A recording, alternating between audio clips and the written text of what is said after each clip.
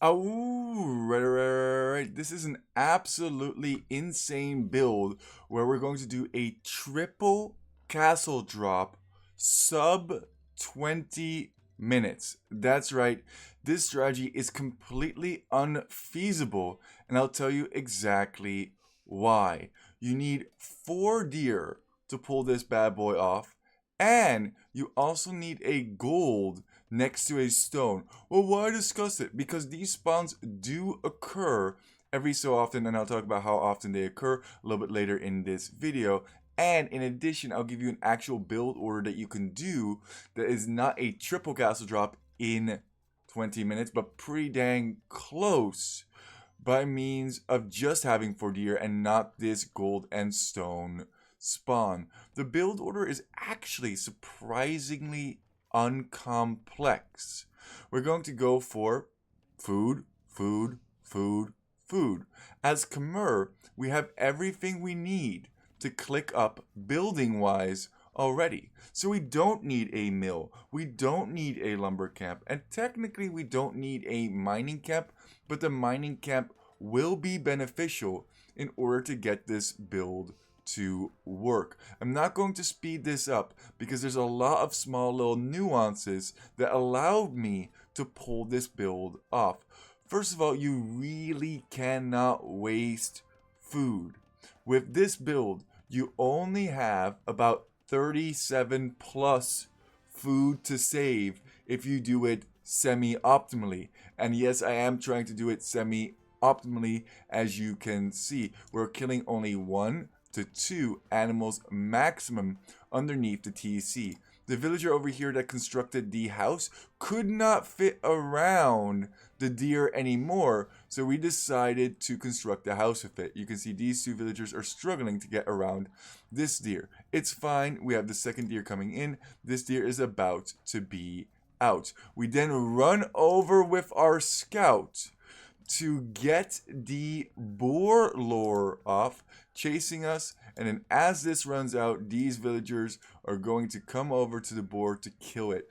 Oh, Poop Lord, you could do it slightly more efficiently by garrisoning into the TC. I don't like the garrison trick. It ends me up with a whole bunch of dead boars. And I do not appreciate dead boars when I'm finally getting that very unique build or setup for a build. As this is running out, we're going to scoop up this second boar. And there's one more thing that we are going to do. This guy over here, he's struggling to get around. It's fine. We don't want to waste any food. We're going to send 5 villagers over to berries at this point. You can get even more favorable spawns than this by having all 3 of these resources on the front as well as the berries. Once these individuals collect 50 food from the berries, they're going to go over to Golden Stone, collect a mining camp, or sorry, construct a mining camp, and they're going to collect a total of 200 gold. This also immediately drops off all of the food that they have in their possession. That way they don't have to go back and forth and back and forth. Once they have that 200 gold in the bank to click up, they're going to run over, they're going to get 50 more food. I know this sounds absolutely insane, but I did some tests and this is actually more efficient and make sure that you have enough food.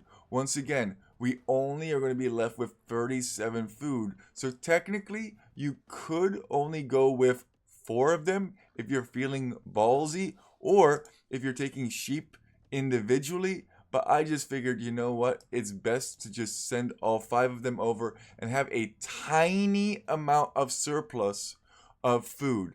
And once again, I do understand that this is maybe not the most efficient pathing, but this is the best way that I found out how to do it. If you have a better way on how to collect the food necessary for Castle Age, please let me know in the comment section below. I am shamelessly saying this to get more interactions for the algorithm, because algorithm is key, algorithm is king, algorithm is everything, and I hope to grow and to show you more love and appreciation as well as awesome builders. So if you like this builder, don't forget to like and subscribe. Everybody goes over to stone at this point, and you can see how much food we'll actually have left at the end of it. I guess technically I could have had these guys help out finishing off these last two sheepers, but it's fine. Don't worry about it too much. By the by, our scout has gone out and scouted out where the opponent is.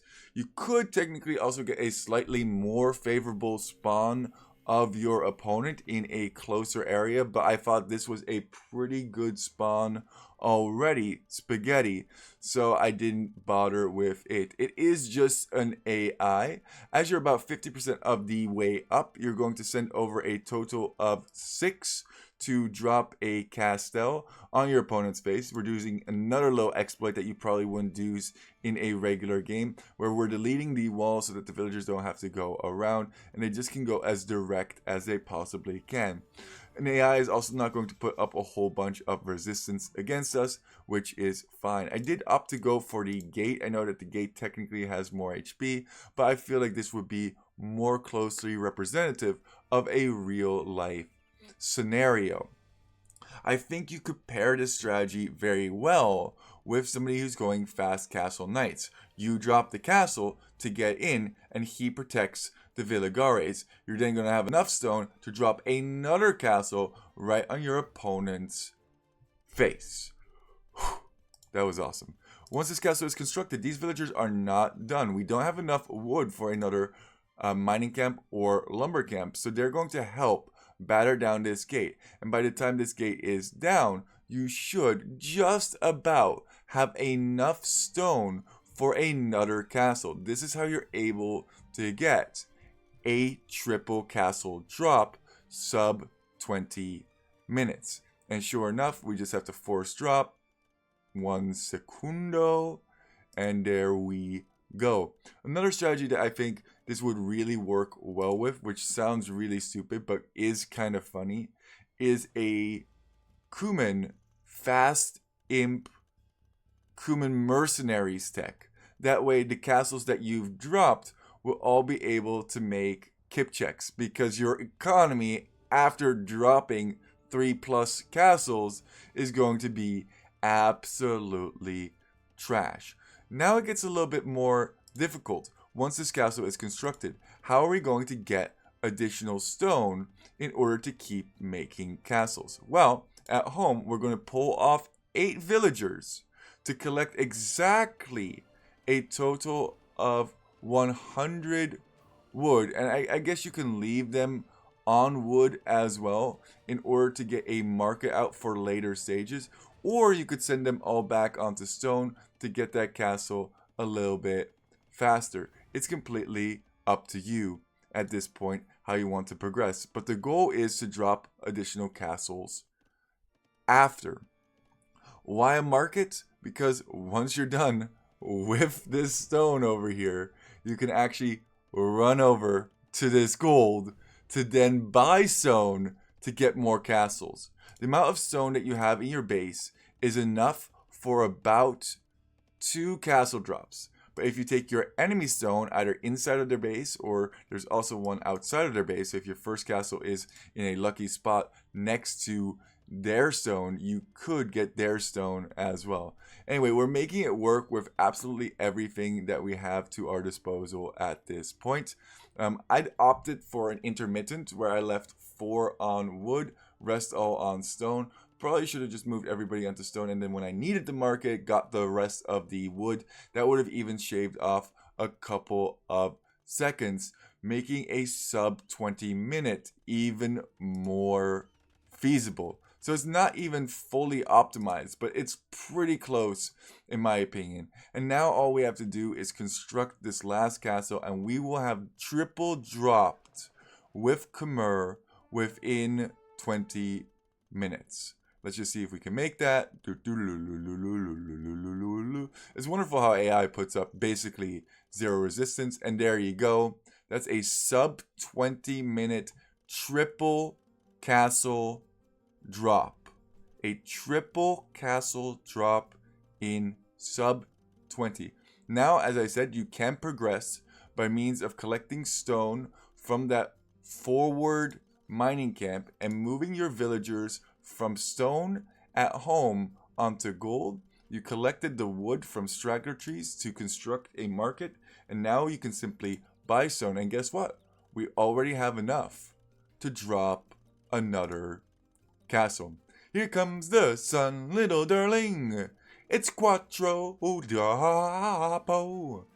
And after this, you can go back to stone, collect more gold. You never need to make villagers. People are always like, Poopler, you never make villagers. You don't need vills. You can drop 5 castles in under 30 minutes. I guess you could probably, I honestly think you could probably get a sub 5 tuple drop in under 25 minutes, but because the villagers had to walk back and forth, and I wanted this to reach at least something, probably should have placed this even more aggressively, but it's fine. Don't worry about it. This build is not feasible at all. Poop Lord, give me a build that is feasible. I'll do that in part 2.